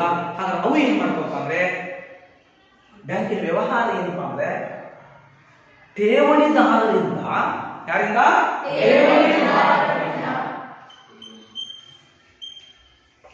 ಈ ಠೇವಣಿದಾರರು ಯಾರಪ್ಪ ಅಂತಂದ್ರೆ ಗ್ರಾಹಕ. ಯಾರು? ಈ ಗ್ರಾಹಕರಿಂದ ಅಥವಾ ಠೇವಣಿದಾರರಿಂದ ಹಣವನ್ನ ಪಡೆದು ಅವರಿಗೆ ಯಾವಾಗ ಬೇಕೋ ಆವಾಗ ವಾಪಸ್ ಕೊಡ್ತಾರೆ, ಅಥವಾ ಒಂದು ನಿರ್ದಿಷ್ಟಪಡಿಸಿದ ದಿನಾಂಕ ಕೊಡ್ತಾರೆ. ನಿಮ್ಮ ಮುಂದೆ ಬರುತ್ತೆ ಕಾರ್ಯ ವಿಧಗಳಂತ ಬಂದಾಗ ಅಲ್ಲಿ ಹೇಳ್ತಾ ಹೋಗ್ತೇವೆ. ಹಾಗೆ ಅವರಿಂದ ಪಡೆದಂತಹ ಠೇವಣಿಯನ್ನ ಅಂಗೀಕರಿಸಿ ಅದನ್ನು ಇಡಿಗಂಟಾಗಿಟ್ಟುಕೊಂಡು, ಈಗ ಒಂದು 10 ಲಕ್ಷ ಕೊಡ್ತಾನೆ, ಒಂದು 5 ಲಕ್ಷ ಕೊಡ್ತಾನೆ, ಅವರೊಂದು 2 ಲಕ್ಷ ಕೊಡ್ತಾನೆ, ಅವೆಲ್ಲವನ್ನ ಕೂಡಿಸಿ ಒಂದು 20 ಲಕ್ಷ ರೂಪಾಯಿ ಆಯಿತು ಅಂತ ತಿಳ್ಕೊಳ್ಳಿ. ಈ ಹಣವನ್ನ ಏನ್ ಮಾಡ್ತಾರಪ್ಪ ಅಂತಂದ್ರೆ ಸಾಲದ ರೂಪದಲ್ಲಿ ಕೊಡುವಂತ ಒಂದು ಸಂಸ್ಥೆ ಆಗಿದೆ.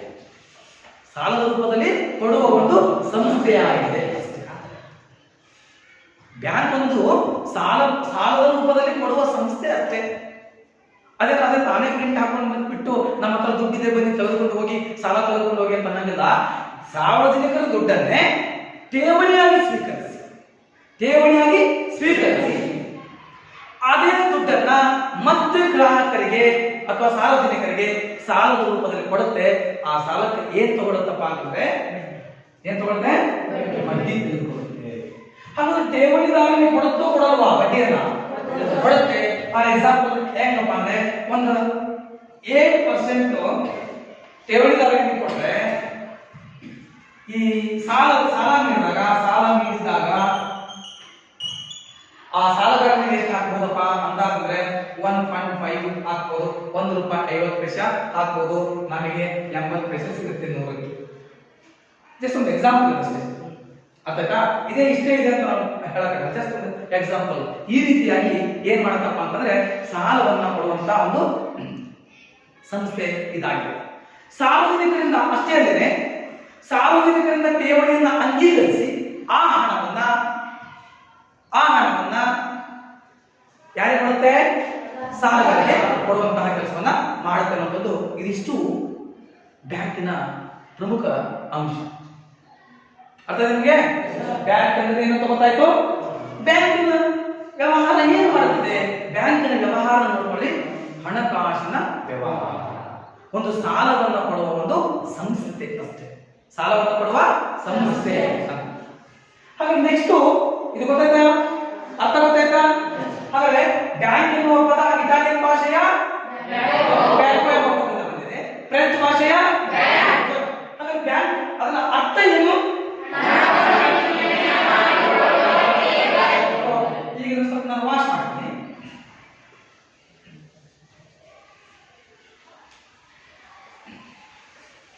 ಒಂದು ಪ್ರಶ್ನೆ, ಬ್ಯಾಂಕ್ ಎಂಬ ಪದವು ಯಾವ ಭಾಷೆಯಿಂದ ಬಂದಿದೆ? ಇಟಾಲಿಯನ್ ಭಾಷೆಯ ಬ್ಯಾಂಕೋ ಎಂಬ ಪದದಿಂದ ಉತ್ಪತ್ತಿಯಾಗಿದೆ. ಹಾಗಾದ್ರೆ ಫ್ರೆಂಚ್ ಭಾಷೆಯಲ್ಲಿ ಏನಂತ ಕರೀತಾರ? ಬ್ಯಾಂಕ್ ಅಂತ ಕರೀತಾರ. ಹಾಗಾದ್ರೆ ಈ ಬ್ಯಾಂಕೋ ಇಟಾಲಿಯನ್ ಭಾಷೆಯಲ್ಲಾಗಿದ್ರೆ ಬ್ಯಾಂಕ್ ಫ್ರೆಂಚ್ ಭಾಷೆಯಲ್ಲಾಗಿದೆ. ಹಾಗಾದ್ರೆ ಅರ್ಥ ಏನು? ಯಾರು ಹೇಳ್ತೀರಿ? ಅರ್ಥ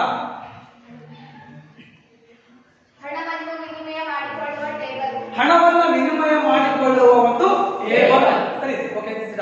ಹಾಗಾದ್ರೆ ಈಗ ನಾವು ನೆಕ್ಸ್ಟ್ ತಿಳ್ಕೊಳ್ಬೇಕಾಗಿದ್ದು ಬ್ಯಾಂಕುಗಳ ಗುಣಲಕ್ಷಣಗಳು. ಬ್ಯಾಂಕುಗಳ ಗುಣಲಕ್ಷಣಗಳು.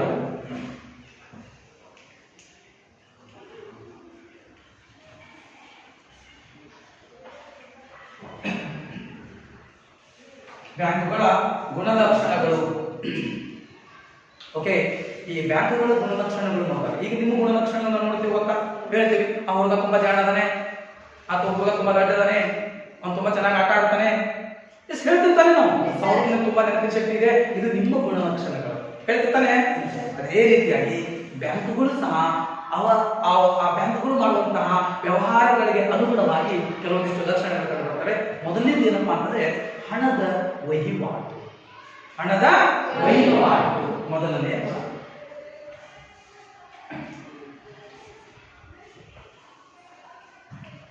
ಹಣದ ವಹಿವಾಟು ಏನ್ ಮಾಡುತ್ತೆ? ಸಾರ್ವಜನಿಕರಿಂದ ಹಣವನ್ನ ಠೇವಣಿಯಾಗಿ ಪಡೆದುಕೊಳ್ಳುತ್ತದೆ. ಈಗ ನಿಮ್ಮಲ್ಲಿರುವಂತಹ ಹಣವನ್ನ ನೀವು ಬ್ಯಾಂಕ್ ಕಟ್ತೀರಾ? ಹಾಕಲ್ವಾ? ಕಟ್ಟಬೇಕಿರ್ತಾನೆ, ನಿಮ್ಮ ಅಕೌಂಟ್ಗೆ ಹಾಕಿಬಿಟ್ಟಿರ್ತಾನೆ. ನೀವು ಹಾಕಿದ್ರೆ ಅವ್ರು ಕೇಳ್ಕೊಡ್ತೀರಾ? ಅವ್ರು ಕೇಳ್ಕೊಡ್ತೀರಿ. ನಿಮ್ಮ ಬ್ಯಾಂಕಿನ ಅಕೌಂಟ್ಗೆ ಸಂಬಂಧಪಟ್ಟಂತೆ ಎಲ್ಲವನ್ನ ಸಂಪೂರ್ಣವಾಗಿ ತುಕ್ಕು ಕೊಡ್ತೀರಿ, ನೀವು ಅವನ್ನ ಸ್ವೀಕರಿಸ್ತಾರೆ. ಹೀಗೆ ಸಾರ್ವಜನಿಕರಿಂದ ಸ್ವೀಕರಿಸಿದ ಹಣವನ್ನ ಆ ಹಣವನ್ನು ಮತ್ತೆ ಯಾರಿಗೆ ಕೊಡುತ್ತೆ? ಅದೇ ಬೇರೆ ಬೇಕಾಗಿರುವಂತಹ ಅವಶ್ಯಕವಾಗಿರುವಂತಹ ಯಾರಿಗೆ ಬೇಕೋ ಅವರಿಗೆ ಹಣವನ್ನು ಸಾಲದ ರೂಪದಲ್ಲಿ ಕೊಡುತ್ತೆ. ಹೀಗೆ ಹಣದ ವಹಿವಾಟನ್ನ ಮಾಡುತ್ತದೆ ಬ್ಯಾಂಕ್. ಹಣದ ವಹಿವಾಟನ್ನ ಮಾಡುತ್ತದೆ. ಯಾರಿಂದ ಸ್ವೀಕರಿಸಿದ್ದು? ಸಾರ್ವಜನಿಕರಿಂದ ಸ್ವೀಕರಿಸಿದ್ದು. ಕೊಡೋದು ಯಾರಿಗೆ? ಸಾಲದ ರೂಪದಲ್ಲಿ ಗ್ರಾಹಕರು ಅಥವಾ ಸಾರ್ವಜನಿಕರು. ಈ ರೀತಿಯಾಗಿ ಹಣದ ವಹಿವಾಟನ್ನ ಮಾಡುತ್ತದೆ. ಯಾವುದೇ ಕಾರಣಕ್ಕೂ ಬ್ಯಾಂಕು ನೀವಿಟ್ಟಿರೋ ಹಣವನ್ನ ಅಲ್ಲೇ ಪ್ರತಿಗಳಿಗೆ ಇಟ್ಕೊಂಡು ಕೂತ್ಕೊಳ್ಳಂಗಿಲ್ಲ, ಇರಂಗಿಲ್ಲ. ಅದು ಯಾರಿಗೆ ಬೇಕಾಗುತ್ತೋ ಅವರಿಗೆ ಅದನ್ನ ಕೊಡ್ತಾರೆ. ಸರಿ, ಇವತ್ತು ನಾನೊಂದು ₹1,00,000 ಇಟ್ಟು ಬಂದಿನಿ, ನನಗೆ ಮಾರ್ಗದಿಂದ ಕೊಡ್ತಾರ ಸರ್ ಅಂದ್ರೆ ಎಸ್ ಕೊಡ್ತಾರೆ. ಮತ್ತೆ ಅದನ್ನ ಆಲ್ರೆಡಿ ಬೇರೆ ಕೊಟ್ಟಿರ್ತಾರಲ್ಲ ಸರ್, ನನ್ನ ಹಣವನ್ನು ಬೇರೆ ಕೊಟ್ಟಿರ್ತಾರಲ್ವ ಸರ್? ಬೇರೆ ಹಣ ಮತ್ತೆ ಇರುತ್ತಲ್ವಾ? ಇಂತಿಷ್ಟು ಹಣವನ್ನು ಇಟ್ಕೊಂಡಿರ್ತದೆ ಬ್ಯಾಂಕ್ನಾಗ. ಅದು ಎವ್ರಿ ಡೇ ಬರ್ತಿರ್ತದೆ. ಒಂದು ನೋಡಿದ್ರಿ ಜಾಡಿ ಎಲ್ಲ ಹಾಕೊಂಡಿರ್ತಾರೆ. ಅದು ಹಣವನ್ನು ತೆಗೆದುಕೊಂಡು ಬ್ಯಾಂಕಿಗೆ ಹಾಕಲಿಕ್ಕೆ ಕೊಡಲಿಕ್ಕೆ ಹೋಗಿರ್ತದೆ. ಈ ರೀತಿಯಾಗಿ ಹಣದ ವಹಿವಾಟುಗಳನ್ನ ಮಾಡುವಂಥದ್ದು ಬ್ಯಾಂಕಿನ ಕೆಲಸವಾಗಿದೆ. ಹಾಗೆ ಎರಡನೇ ಲಕ್ಷಣ ಏನಪ್ಪಾ ಅಂತಂದ್ರೆ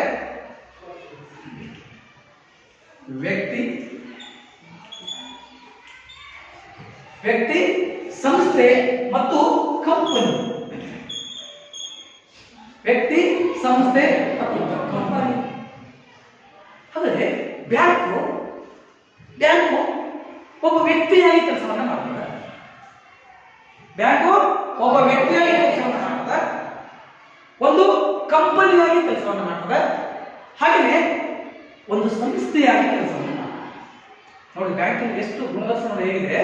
ಬ್ಯಾಂಕು ಒಬ್ಬ ವ್ಯಕ್ತಿಯಾಗಿ ಕೆಲಸವನ್ನು ನಿರ್ವಹಿಸುತ್ತದೆ, ಹಾಗೆಯೇ ಒಂದು ಸಂಸ್ಥೆಯಾಗಿ ಕಾರ್ಯವನ್ನು ನಿರ್ವಹಿಸುತ್ತದೆ, ಹಾಗೆಯೇ ಒಂದು ಕಂಪನಿಯಾಗಿ ಕಾರ್ಯನಿರ್ವಹಿಸುತ್ತದೆ. ಹೀಗೆ ಒಂದು ವ್ಯಕ್ತಿಯಾಗಿ ಹಣಕಾಸಿನ ವ್ಯವಹಾರವನ್ನು ನಿರ್ವಹಿಸುತ್ತದೆ, ಒಂದು ವ್ಯಕ್ತಿಯಾಗಿ ಹಣಕಾಸಿನ ವ್ಯವಹಾರವನ್ನು ನಿರ್ವಹಿಸುತ್ತದೆ. ಏನಾಗಿ ಒಬ್ಬ ವ್ಯಕ್ತಿಯಾಗಿ ಹಣಕಾಸಿನ ವ್ಯವಹಾರವನ್ನು ನಿರ್ವಹಿಸುತ್ತದೆ, ಒಂದು ಸಂಸ್ಥೆಯಾಗಿ, ಒಂದು ಕಂಪನಿಯಾಗಿ. ಆದರೆ ಬ್ಯಾಂಕು ಒಂದು ವ್ಯಕ್ತಿ, ಸಂಸ್ಥೆ, ಕಂಪನಿಯಾಗಿ ಹಣಕಾಸಿನ ವ್ಯವಹಾರವನ್ನು ನಿರ್ವಹಿಸುತ್ತದೆ. ನಿಮ್ಮ ತಲೆಯೊಳಗೆ ಒಂದು ಇದ್ದು ಬಿಟ್ಟು ಸುಮ್ಮನೆ ಬ್ಯಾಂಕ್ ಅಂದ್ರೆ ಹಣಕಾಸಿನ ವ್ಯವಹಾರ, ಬ್ಯಾಂಕ್ ಅಂದ್ರೆ ಹಣಕಾಸಿನ ವ್ಯವಹಾರ. ಅದು ವ್ಯಕ್ತಿಯಾದರೂ ಹಣಕಾಸಿನ ವ್ಯವಹಾರ, ಸಂಸ್ಥೆಯಾದರೂ ಕಂಪನಿಯಾದರೂ ಅದು ನಡೆಯೋದು ಹಣಕಾಸಿನ ವ್ಯವಹಾರ ಹೊರತು ಅದರ ಬಿಟ್ಟು ಬೇರೇನು ಮಾಡೋದಿಲ್ಲ. ಓಕೆನಾ? ಇನ್ನು ನೆಕ್ಸ್ಟ್ ಮೂರನೇ ಪಾಯಿಂಟ್ ನೋಡೋಣ. ಠೇವಣಿಗಳನ್ನ ಅಂಗೀಕರಿಸುತ್ತದೆ. ಮೂರನೇದು ಏನು? ಠೇವಣಿಗಳನ್ನ ಅಂಗೀಕರಿಸುತ್ತದೆ.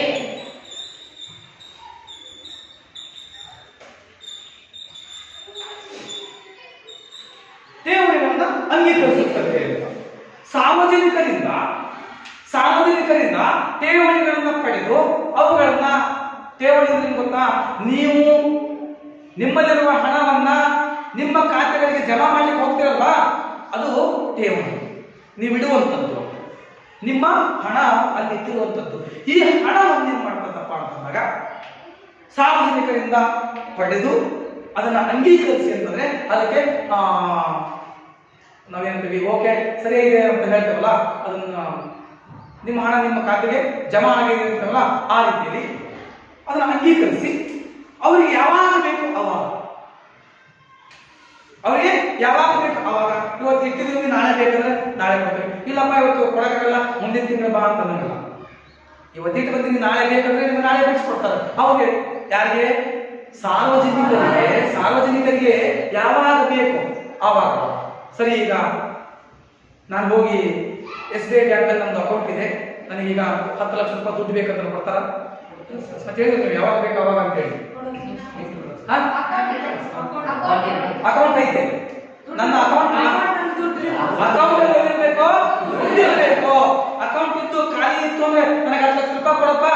ಬ್ಯಾಂಕಿನ ಗುಣಲಕ್ಷಣ ನಮ್ಮ ಮಾತ್ರ ಪಾಠ ಮಾಡಿದ್ದು. ಠೇವಣಿದಾರರಿಗೆ ಯಾವಾಗ ಬೇಕು ಅವಾಗ ಹಣವನ್ನ ನೀವು ಕೊಡ್ತೀರಂತೆ ಅಂತ ನಮ್ಮ ಮಾತು ಹೇಳಿದಾರೆ ಅಂತ ಹೇಳ್ಬಿಟ್ಟು ನೀವು ಹೋಗಿ ನಿಮ್ಮ ಅಕೌಂಟ್ ಅಲ್ಲಿ ಇದೆ, ಅಕೌಂಟ್ ನಂಬರ್ ಬರ್ಕೊಂತೀರಿ, ಕೊಡ್ತಾರಾ? ಹೇಗಿರ್ಬೇಕು? ನೀವು ಠೇವಣಿ ಮಾಡಿರ್ಬೇಕು, ನಿಮ್ಮ ಅಕೌಂಟ್ ಅಲ್ಲಿ ದುಡ್ಡಿರಬೇಕು. ಅಂದಾಗ ಮಾತ್ರ ನಿಮಗೆ ಯಾವಾಗ ಬೇಕೋ ಅವಾಗ ಹಣವನ್ನ ಕೊಡುತ್ತದೆ ಬ್ಯಾಂಕ್. ಎಸ್, ಸರಿ ನಾಳೆ ಬೇಕು, ಯಾವಾಗ ಬೇಕು, ಇನ್ನು ನಿರ್ದಿಷ್ಟ ದಿನಾಂಕದಂದು ಇಂಥ ದಿನ ಬೇಕಂದ್ರು ಅಂತ ದಿನ ಕೊಡುವಂತ ಕೆಲಸವನ್ನ ಬ್ಯಾಂಕ್ಗಳು ಮಾಡ್ತವೆ. ಆಮೇಲೆ 4ನೇ ಪಾಯಿಂಟ್ ಹೋಗೋಣ. ಸಾಲವನ್ನ ಕೊಡುವುದು. ಏನ್ ಬರುತ್ತೆ?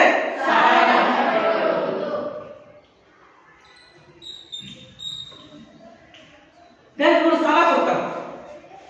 ಹೇಗೆ ಸಾಲ ಕೊಡ್ತಾವಂದ್ರೆ, ಠೇವಣಿ ಸಾರ್ವಜನಿಕರಿಂದ ಸ್ವೀಕರಿಸಿದ ಠೇವಣಿಗಳನ್ನ ಅಂಗೀಕರಿಸಿದ ಹಣ ಇರುತ್ತಲ್ಲ, ಈ ಹಣವನ್ನ ತನ್ನಲ್ಲಿ ಇಟ್ಟುಕೊಂಡಿರ್ತಾರೆ. ಅದು ಇಡುಗಂಟಾಗಿಟ್ಟುಕೊಂಡಿರ್ತದೆ. ಈ ಹಣವನ್ನ ಯಾರಿಗೆ ಅವಶ್ಯಕತೆ ಇರ್ತದೋ ಫಾರ್ ಎಕ್ಸಾಂಪಲ್ ಕೈಗಾರಿಕೆಗಳಿಗೆ ಬೇಕಾಗಿರ್ತದೆ, ಅವಶ್ಯಕವಾಗಿರ್ತದೆ, ಆ ಕೈಗಾರಿಕೆಗಳಿಗಾಗಿರ್ಬೋದು. ಇನ್ನ ಕೃಷಿಗಾಗಿರ್ಬೋದು, ನೀವು ಕೃಷಿ ಗೊತ್ತಾಯ್ತಾ, ವ್ಯವಸಾಯ, ಆ ವ್ಯವಸಾಯಕ್ಕೆ ಬೇಕಾಗಿದ್ದ ಸಂದರ್ಭದಲ್ಲಿ ವ್ಯವಸಾಯಕ್ಕಾಗಿರ್ಬೋದು. ಇನ್ನು ಶಿಕ್ಷಣಕ್ಕೆ ಸಂಬಂಧಪಟ್ಟಂತೆ, ಇನ್ನು ಹೈಯರ್ ಎಜುಕೇಶನ್ ಮಾಡ್ತೀರಿ ನೀವು, ಇಂಜಿನಿಯರು ಅಥವಾ ಮೆಡಿಕಲ್ ಓದಬೇಕಾದಾಗ ನಿಮಗೆ ವಿದ್ಯಾಭ್ಯಾಸಕ್ಕೆ ಸಂಬಂಧಪಟ್ಟಂತೆ ಸಾಲವನ್ನು ಕೊಡುತ್ತೆ ಬ್ಯಾಂಕ್. ಆ ಶಿಕ್ಷಣಕ್ಕಾಗಿರ್ಬೋದು. ಅಷ್ಟೇ ಅಲ್ಲದೆ ಗೃಹ ನಿರ್ಮಾಣ, ಮನೆ ಕಟ್ಟಲಿಕ್ಕೆ ಬೇಕಲ್ವಾ, ಆ ಮನೆ ಕಟ್ಟಲಿಕ್ಕೆ ಬೇಕಾಗುವಂತಹ ಸಂದರ್ಭದಲ್ಲೂ ಬ್ಯಾಂಕ್ಗಳು ಏನ್ ಮಾಡ್ತವೆ, ಸಾಲವನ್ನ ನೀಡುತ್ತದೆ. ಇದಿಷ್ಟಕ್ಕೆ ಕೊಡುತ್ತಂತಪ್ಪಿ ಇನ್ನು ಹಲವಾರು ಚಟುವಟಿಕೆಗಳಿಗೆ ಬ್ಯಾಂಕ್ಗಳು ಏನ್ ಮಾಡ್ತವೆ, ಸಾಲವನ್ನ ನೀಡುತ್ತವೆ ಅನ್ನುವಂಥದ್ದು. ಕೈಗಾರಿಕೆಗಳಿಗೆ, ಕೃಷಿ, ಶಿಕ್ಷಣ, ಗೃಹ ನಿರ್ಮಾಣ, ಇನ್ನು ಮುಂತಾದ ಚಟುವಟಿಕೆಗಳಿಗೆ, ಆರ್ಥಿಕ ಚಟುವಟಿಕೆಗಳಿಗೆ ಏನ್ ಮಾಡ್ತದಪ್ಪ ಅಂತಂದ್ರೆ ಸಾಲವನ್ನು ಕೊಡುವಂತಹ ಕೆಲಸವನ್ನ ಬ್ಯಾಂಕ್ ಮಾಡುತ್ತೆ. ಓಕೆ. ಇನ್ನು ನೆಕ್ಸ್ಟ್ ಪಾವತಿ ಮತ್ತು ಹಿಂದಕ್ಕೆ ಪಡೆಯುವುದು ಅಂತ. ಪಾವತಿ ಮತ್ತು ಹಿಂದಕ್ಕೆ ಪಡೆಯುವುದು ಅಂತ ನೆಕ್ಸ್ಟ್ ಪಾಯಿಂಟ್.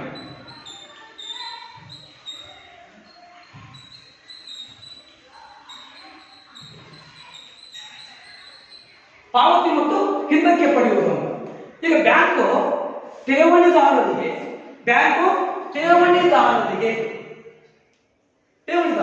ಅಂದ್ರೆ ಗ್ರಾಹಕರು, ಅವರಿಗೆ ಚೆಕ್ ಮೂಲಕ ಆಗಿರಲಿ, ಚೆಕ್ಗಳು ನೋಡಿದಿಲ್ಲ, ಆ ಚೆಕ್ಗಳ ಮೂಲಕ ಆಗಿರಲಿ ಅಥವಾ ಹುಂಡಿಗಳ ಮೂಲಕ, ಹುಂಡಿ ಅಂದ್ರೆ ನೀವು ಫಸ್ಟ್ ಸೈನ್ ಈ ಪದ ಕೇಳ್ತೀರಿ ಅಂತ ಅನ್ಸುತ್ತೆ ಅಲ್ವಾ, ಈ ಹುಂಡಿಗಳ ಮೂಲಕ ಆಗಿರಲಿ, ಅದನ್ನ ನೆಕ್ಸ್ಟ್ ಬ್ಯಾಂಕಿನ ಕಾರ್ಯಗಳು ಹೇಳಬೇಕಂತ ಸಂದರ್ಭದಲ್ಲಿ ವಿವರಣೆ ಮಾಡ್ತೀನಿ ನಾನು. ಆ ಹುಂಡಿಗಳ ಮೂಲಕ ಆಗಿರಲಿ ಹಣವನ್ನ ಪಾವತಿ ಮಾಡುತ್ತದೆ. ಯಾವುದ್ರ ಮೂಲಕ? ಚೆಕ್ಗಳ ಮೂಲಕ ಮತ್ತು ಹುಂಡಿಗಳ ಮೂಲಕ. ಯಾರಿಗೆ? ಠೇವಣಿದಾರರಿಗೆ ಏನ್ ಮಾಡುತ್ತೆ, ಹಣವನ್ನ ಪಾವತಿ ಮಾಡುವಂತ ಕೆಲಸವನ್ನ ಮಾಡುತ್ತೆ. ಯಾವ ಮೂಲಕ? ಒಂದು ಚೆಕ್ ಮತ್ತು ಹಣವನ್ನ ಪಾವತಿ ಮಾಡುವಂತಹ ಕೆಲಸವನ್ನ ಮಾಡುತ್ತದೆ. ಇನ್ನು ನೆಕ್ಸ್ಟ್ ಬ್ಯಾಂಕು ಏಜೆಂಟ್ ಅಥವಾ ಏಜೆಂಟ್ ನಿಯೋಜನೆ ಮತ್ತು ಉಪಯುಕ್ತ ಸೇವೆಗಳನ್ನ ಸಲ್ಲಿಸ್ತದೆ. ಬ್ಯಾಂಕ್ ನಲ್ಲಿ ಒಂದು ಏಜೆಂಟ್ ಅಥವಾ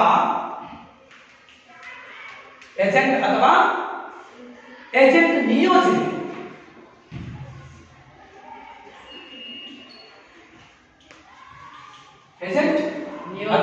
ಏಜೆಂಟ್ ನಿಯೋಜನೆ ಮತ್ತು ಉಪಯುಕ್ತ ಸೇವೆಯನ್ನ ನೀಡುತ್ತದೆ. ನೋಡಿ, ಬ್ಯಾಂಕ್ ಒಂದು ಏಜೆಂಟ್ ಇದ್ದಂಗೆ. ಹೆಂಗ್ ಏಜೆಂಟ್ ಇದ್ದಂಗೆ? ಈಗ ನೀವು ಫಾರ್ ಎಕ್ಸಾಂಪಲ್ ದಲ್ಲಾಳಿ ಅಂತ ಕರಿತೀವಿ ನಮ್ಮ ಕಡೆ, ದಲಾಲರು ಅಂತ ಕರಿತೀವಿ ನಾವು. ದನಿನ್ ಮಾರ್ಕೆಟ್ ಹೋಗ್ಬೇಕು, ದನಿನ್ ಮಾರ್ಕೆಟ್ ಮಾಡಿ ನೋಡಿರಾ, ನಿಮ್ಗೆ ಸರಳವಾಗಿ ಬಂದು ದನಿನ್ ಮಾರ್ಕೆಟ್ ಹೋಗೋದು. ಅಲ್ಲಿ ನೋಡಿ, ದನಗಳನ್ನ ಅಥವಾ ಜಾನುವಾರುಗಳನ್ನ ತಗೊಳ್ಳುವ ಮತ್ತು ಮಾರುವ ಅವನ ಮಧ್ಯದಲ್ಲಿ ಒಬ್ಬರು ಇರ್ತಾರೆ, ಗೊತ್ತಾ? ಏಜೆಂಟ್ ಅಂತ ಕರೀತಾರೆ. ಏನ್ ಕರೀತಾರೆ? ಏಜೆಂಟ್ ಅಂತ ಕರೀತಾರೆ. ಹಾಗಾದ್ರೆ ಬ್ಯಾಂಕ್ ಒಂದು ಏಜೆಂಟಾ? ಏಜೆಂಟ್ ಹೌದಾ? ಈ ಬ್ರೋಕರ್ ಹೆಸರು ಕೇಳಿದ, ಮ್ಯಾರೇಜ್ ಬ್ರೋಕರ್, ಆ ಮದುವೆ ಮಾಡಿಸಲ್ಲ ಅವ್ರಿಗೆ ಏಜೆಂಟ್ ಅಂತ ಕರೀತಾರೆ. ಹುಡುಗಿ ಮತ್ತು ಹುಡುಗನ ಮಧ್ಯ ಸಂಬಂಧವನ್ನ ಕಲ್ಪಿಸಿಕೊಡ್ಲಿಕ್ಕೆ ಏನ್ ಮಾಡ್ತಾರ? ಏಜೆಂಟ್ ಕೆಲಸ ಮಾಡ್ತಾರೆ. ಹಾಗೇನೆ ಬ್ಯಾಂಕ್ ಒಂದು ಏಜೆಂಟ್ ಕೆಲಸ. ಸರ್ ಇನ್ನೇನು ಸರ್ ಏಜೆಂಟ್ ಕೆಲಸ ಮಾಡ್ತದೆ ಅಂತ ಅನ್ಕೊಳ್ಳೋದು ಏನೂ ಅಲ್ಲ. ಕೆಲವು ಗ್ರಾಹಕರು ಹಣವನ್ನ ಬ್ಯಾಂಕ್ ನಲ್ಲಿ ಇರ್ತಾರೆ, ಆ ಹಣವನ್ನ ಸಾಲಗಾರರಿಗೆ ಕೊಡ್ತಾರೆ. ಹಣ ಯಾವುದು? ಗ್ರಾಹಕ. ಬ್ಯಾಂಕಿಂದ ಹಣ ಬ್ಯಾಂಕಿಂದ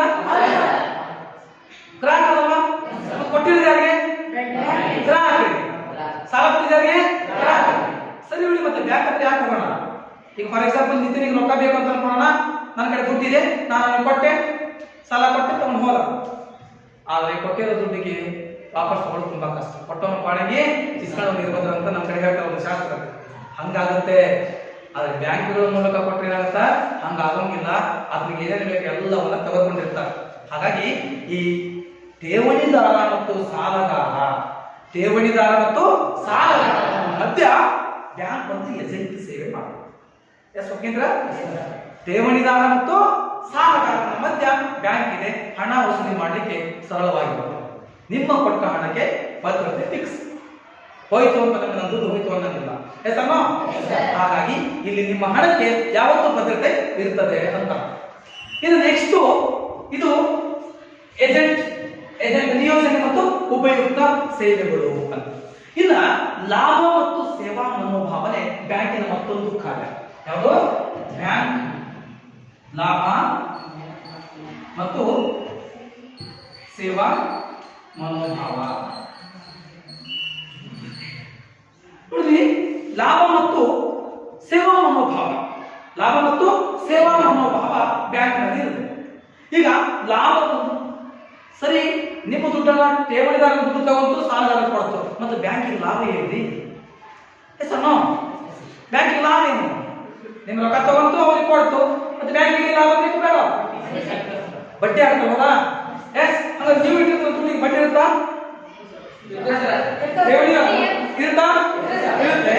ಫಾರ್ ಎಕ್ಸಾಂಪಲ್ ನೋಡ್ಕೊಳ್ಳಿ, ನಿಮ್ಮ ದುಡ್ಡಿಗೆ 8% ಆಗಿದೆ ಅಂದ್ರೆ 80 ಪೈಸೆ ಆಗಿದೆ, 80 ಪೈಸೆ ಆಗಿದೆ, 100ಕ್ಕೆ 80 ಪೈಸೆ ಆಗಿದೆ. ಇದೇ 100ಕ್ಕೆ ಇದು ಠೇವಣಿದಾರನಿಗೆ ನೀಡುವ ಬಡ್ಡಿ. ಯಾರಿಗೆ? ಠೇವಣಿದಾರನಿಗೆ ನೀಡುವ ಬಡ್ಡಿ. ಹಾಗಾದ್ರೆ ಸಾಲಗಾರನಿಗೆ ₹1.50. ₹1.50 ಯಾರಿಗೆ? ಹಾಗಾದ್ರೆ ಇಲ್ಲಿ ಉಳಿಯಲಿಲ್ವಾ? ಯಾರಿಗೆ? ಬ್ಯಾಂಕ್ಗೆ ಉಳಿತದ? ಎಸ್. ಹಾಗಾದ್ರೆ ಬ್ಯಾಂಕ್ ಒಂದು ಲಾಭವನ್ನು ಪಡೆಯುವ ಸಂಸ್ಥೆ ಅಷ್ಟೇ ಅಲ್ಲದೆ ಸಾಲಗಾರನಿಗೆ ಮತ್ತು ಠೇವಣಿದಾರನಿಗೆ ಸೇವಾ ಮನೋಭಾವವನ್ನ ಕಲ್ಪಿಸಿಕೊಡುವಂತ ಒಂದು ಬಡ್ಡಿ ಅಷ್ಟೇ. ಹಾಗೆಯೇ ಮತ್ತೊಂದು ನಿರಂತರ ವಿಸ್ತರಿಸುತ್ತಾ ಹೋಗುತ್ತದೆ. ಮತ್ತೊಂದು ಪಾಯಿಂಟ್ ಯಾವುದು?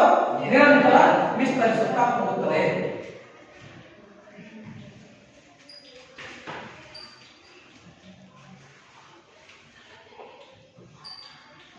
ನೋಡಿ, ನಿರಂತರವಾಗಿ ವಿಸ್ತರಿಸುತ್ತಾ ಹೋಗುತ್ತದೆ. ಈ ಸೇವೆ ಏನಿದೆಯಲ್ಲ, ಇದೊಂದು ನಿಂತ ನೀರಲ್ಲ. ಇದು ಹಲವಾರು ಚಟುವಟಿಕೆಗಳನ್ನ, ಕಾರ್ಯಗಳನ್ನ ಮಾಡುವಂತಹ ಕೆಲಸ ಮಾಡುತ್ತೆ ಬ್ಯಾಂಕ್.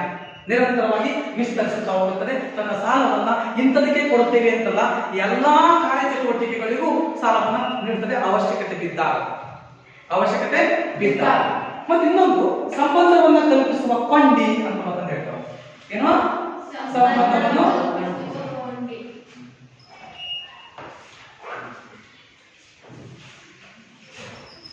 ಸಂಬಂಧವನ್ನ ಕಲ್ಪಿಸುವ ಕೊಂಡಿ.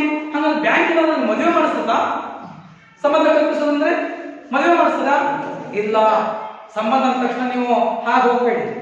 ಸಂಬಂಧ ಅಂದ್ರೆ ಗ್ರಾಹಕ ಮತ್ತು ಸಾಲಗಾರರ ನಡುವೆ ಸಂಬಂಧವನ್ನ ಕಲ್ಪಿಸುತ್ತದೆ. ಗ್ರಾಹಕ ಮತ್ತು ಸಾಲಗಾರರ ಮಧ್ಯ ಸಂಬಂಧವನ್ನ ಠೇವಣಿದಾರ, ಇಲ್ಲಿ ಗ್ರಾಹಕ ಅವನು ಆಗುತ್ತಾನೆ, ಸಾಲಗಾರನು ಗ್ರಾಹಕ ಆಗ್ತಾನೆ. ಠೇವಣಿದಾರ ಮತ್ತು ಸಾಲಗಾರರ ಮಧ್ಯೆ ಸಂಬಂಧವನ್ನ ಕಲ್ಪಿಸುವಂತಹ ಕೊಂಡಿ ಬ್ಯಾಂಕ್ ಆಗಿರುತ್ತದೆ. Yes okay. ಹಾಗಾದ್ರೆ ಮತ್ತೊಂದು ಅಂಶ ಏನಪ್ಪಾ ಅಂತಂದ್ರೆ ಬ್ಯಾಂಕಿಂಗ್ ವ್ಯವಹಾರ. ಏನು? ಬ್ಯಾಂಕಿಂಗ್ ವ್ಯವಹಾರ.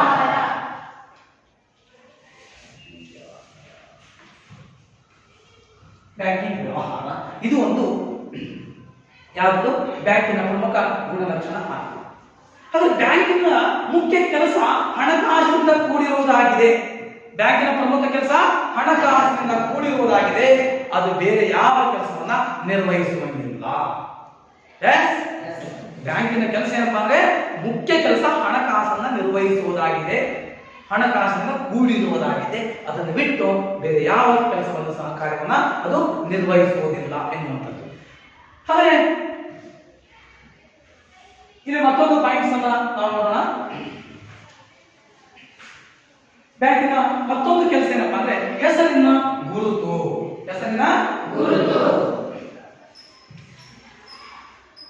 ಏನ್ ಸರ್ ಇದೆ? ಹೆಸರಿನ ಗುರುತು ಅಂದ್ರೆ ಏನ್ ಸರ್ ಅನ್ಬೋದು ನೀವು? ಹೆಸರಿನ ಗುರುತು ಅಂದ್ರೆ ಏನ್ ಸರ್? ಏನೂ ಇಲ್ಲ. ಹೆಸರಿನ ಗುರುತು ಅಂದ್ರೆ ಯಾವುದೇ ಬ್ಯಾಂಕ್ ನೋಡ್ಕೊಳ್ಳಿ, ಕೆನರಾ, SBI, ಕೊಡೆಗಾ, ಯೂನಿಯನ್, ಕರ್ನಾಟಕ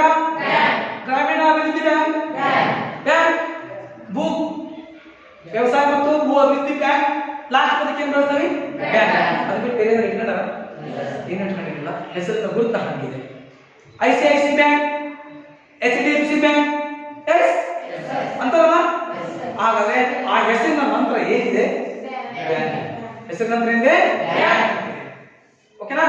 ಹಾಗಾದ್ರೆ ಇವತ್ತಿನ ಅವಧಿಯಲ್ಲಿ ನಾವು ಬ್ಯಾಂಕಿನ ಕಾರ್ಯಗಳನ್ನು ತಿಳಿಸಬೇಕಾಗಿತ್ತು, ಬಟ್ ನಿಮಗೆ ಇದು ಸವಿಸ್ತಾರವಾಗಿ ತಿಳಿಸುವಂತಹ ಉದ್ದೇಶದಿಂದಾಗಿ ಇಷ್ಟು ಸಮಯ ಇನ್ನೂ ಸಮಯ ಸಾಕಬೇಕಾಗುತ್ತೆ.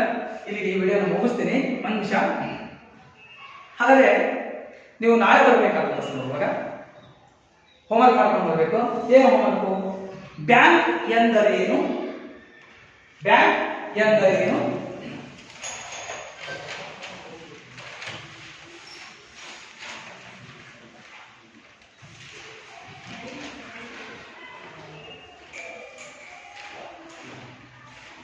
ಬ್ಯಾಂಕ್ ಎಂದರೇನು,